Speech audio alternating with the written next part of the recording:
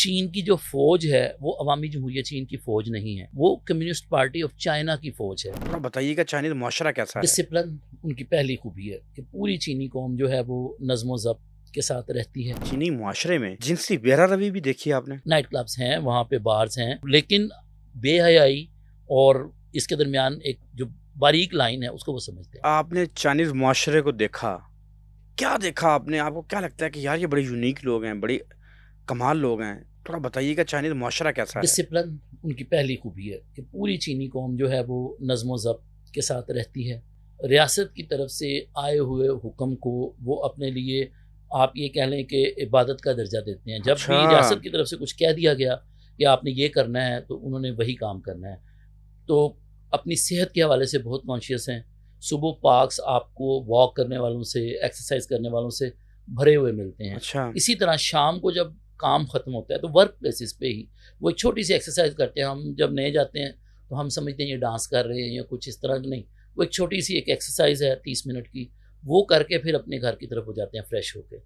तो नज़्म ज़ब्त उनकी ज़िंदगी ये में बताइएगा बहुत है। कि क्या चीनी मुआशरे में जिनसी बेरारवी भी देखी है आपने? बिल्कुल नहीं। अच्छा, इसके हवाले से जो अहम चीज़ें हैं, चीन में मैंने जैसे आपको बताया कि कभी-कभी नौजवान नस्ल में एक शौक उभरता है कि वेस्टर्न कल्चर को अडॉप्ट किया जाए। तो उसमें जो रियासत है, ख़ास तौर पर कम्युनिस्ट पार्टी ऑफ चाइना, उसके जो थिंक टैंक्स हैं वो लम्हा बलम्हा नौजवानों को रहनुमाई फ़राहम करते हैं। ड्रेस कोड आते हैं, मसलन अभी जो रीसेंट ड्रेस कोड वहाँ पर आया था कि मर्द जो हैं वो जो शॉर्ट्स पहनेंगे वो उनके घुटनों से नीचे होनी चाहिए। हाँ हाँ, को और मौलवी जो आ गया लगा हाँ उसे। जी, और जो बच्चियाँ हैं वो जो स्कर्ट्स पहनेंगी उनकी लेंथ भी इससे थोड़ी-सी ज़्यादा होगी। अच्छा। जी, बिल्कुल। तो इस हवाले से वो वेस्टर्न सोसाइटी से अभी बहुत दूर है। आप कहते हैं कि वहाँ नाइट क्लब्स नहीं है? नाइट क्लब्स हैं, वहाँ पे बार्स हैं, अच्छा। सब कुछ है।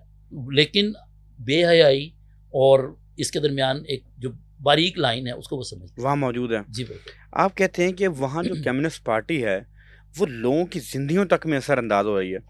मुझे सिर्फ सिर्फ और सिर्फ अभी ना, अभी जो नेक्स्ट हम गुफ्तगू करेंगे ना, मुझे ये कम्युनिस्ट पार्टी समझाएं कि चीन का जो निज़ाम हुकूमत है वो कैसा है, ये कम्युनिस्ट पार्टी उसमें क्या किरदार अदा करती है, वहाँ पे लीडरशिप उभर के कैसे सामने आती है। थोड़ा सा इसके ऊपर थोड़ा गुफ्तगू कीजिएगा। और कम्युनिस्ट पार्टी जो है इसकी तारीख क्या है, ये किन किन अदवार से गुजरी है, वहाँ पे ये कैसे सिंगल पार्टी किस तरह सिस्टम चल रहा है? देखिए, 100 साल की ये पार्टी हो चुकी है। 1921 में बनी, 2021 में इसने अपनी 7 साला तकरीबात मनाई। अच्छा, इस पार्टी की एक और खूबी बड़ी ज़बरदस्त, पाकिस्तान में, इंडिया में, कहीं पे भी आपका दिल किया आज आप पाकिस्तान पीपल्स पार्टी में हैं, कल आपका दिल किया किसी और जमात में जाने का, आप उस जमात में चले गए। कम्युनिस्ट पार्टी ऑफ चाइना में अगर आपने आना है तो आप स्कूल लेवल से आएँगे। अभी अच्छा। जी बिल्कुल, स्कूल में जो बच्चा है वो पार्टी के लिए काम करना शुरू करेगा और वहाँ से आप दर्जा बदर्जा होते-होते कॉलेज और फिर अपनी कम्युनिटी लेवल पे पार्टी में शामिल होते हैं। तो पार्टी में शमूलियत जो है वो हर शख्स के बस का रोग नहीं। चीन की जो फ़ौज है वो अवामी जमहूरियत चीन की फ़ौज नहीं है, वो कम्युनिस्ट पार्टी ऑफ चाइना की फ़ौज है। फिर चीन में जो भी हुकूमत है वो कम्युनिस्ट पार्टी ऑफ चाइना की हुकूमत है। चीन में जो करेंसी है, चीन में जो जगहें हैं, चीन में जो अमलाक हैं वो मुल्क की नहीं हैं, वो कम्युनिस्ट पार्टी ऑफ चाइना की मलकियत है। अच्छा। तो ये समझना बड़ा ज़रूरी है।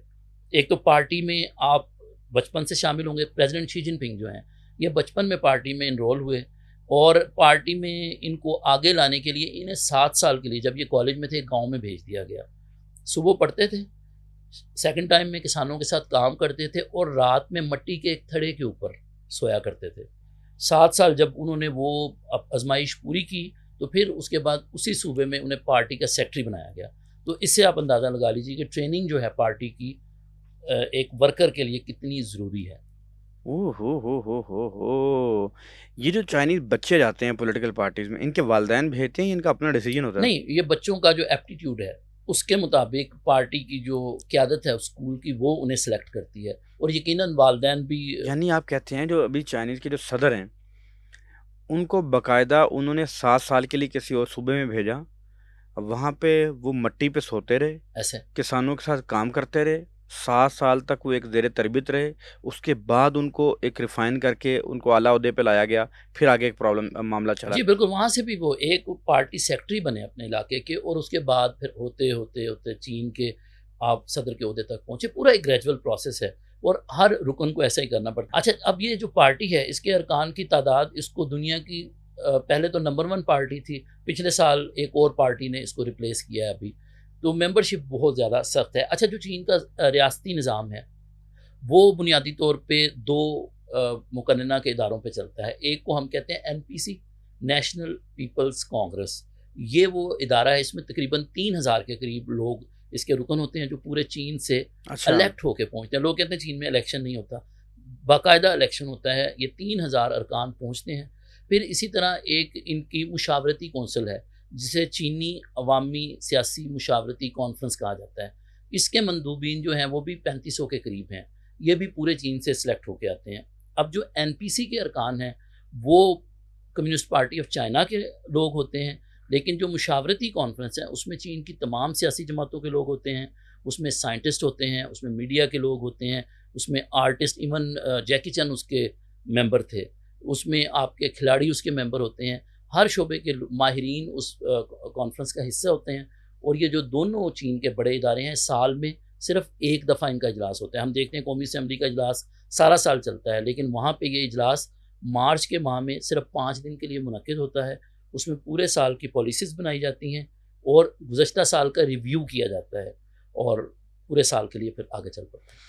ये जो निज़ाम हुकूमत है वहाँ पे, जैसे हमारे एमएनए होता है, एमपी होता है, या कभी-कभी पाकिस्तान के भाग जाग जाएँ तो यूनियन कौंसिल का निज़ाम आ जाता है, जो बल्दियाती निज़ाम है। वहाँ पे चाइना का जो निज़ाम हुकूमत है, वो किस तरह ऑपरेट करता है, इस पे थोड़ी अच्छा, इसमें टाउनशिप हैं, टाउनशिप के ऊपर कम्युनिटीज़ हैं, कम्युनिटीज़ के ऊपर प्रीफेक्चर्स हैं, प्रीफेक्चर्स के ऊपर सूबे हैं और सूबों के ऊपर फिर फेडरल गवर्नमेंट है। ज़ुबैर साहब सानू समझ नहीं आनी, सानू ज़रा गल समझाओ कि ये जो आप कम्युनिटीज़ आप किसको कह रहे हैं? टाउन्स किससे कह रहे हैं? आप क्या कह रहे हैं? आप ये कहना क्या चाहते हैं? ये बताएँ। अच्छा चलें, जो कम्युनिटी है वो आप यूँ कह लें कि हमारी यूनियन कौंसल, अच्छा। उसके मसावी एक इदारा है जिसमें मुकामी लोग, बिल्कुल ग्रास रूट लेवल के लोग अपनी प्लानिंग करते हैं और ये ऊपर चल के एक टाउनशिप बना देते हैं। आप यूँ कह लें जैसे दातागंज बख्श टाउन। ठीक है, फिर जो मुख्तलिफ टाउन हैं मिलके वो एक प्रीफेक्चर बना देते हैं, ठीक है, जिसको आप एक डिवीजन कह सकते हैं। ठीक है। फिर जो ये डिवीजनल 4 या 5 गवर्नमेंट्स हैं, ये मिलकर सूबाई हुकूमत तश्कील देती हैं। अच्छा, फिर सूबों के ऊपर फेडरल गवर्नमेंट आ जाती है। तो इस तरह ये निज़ाम चलता है। लेकिन चीन के निज़ाम हुकूमत की ये खूबी है कि जो ऊपर वाला है, सबसे ऊपर जो फेडरल गवर्नमेंट में बैठा है, वो इतना ताकतवर नहीं है जितना कम्युनिटी में बैठा हुआ अच्छा। आदमी है। बिल्कुल, उसको अपनी कम्युनिटी की ज़रूरियात का पता है, उसको वहाँ के मसाइल का पता है। वो वसाइल के हवाले से, इख्तियार के हवाले से खुद मुख्तार है। अपनी पॉलिसी बुनियादी तौर पर अपनी ज़रूरत के मुताबिक वो बना सकता है। तो इसी वजह से चीन में जो तरक्की है वो ग्रास रूट लेवल से शुरू होती है और ऊपर की तरफ जाती है।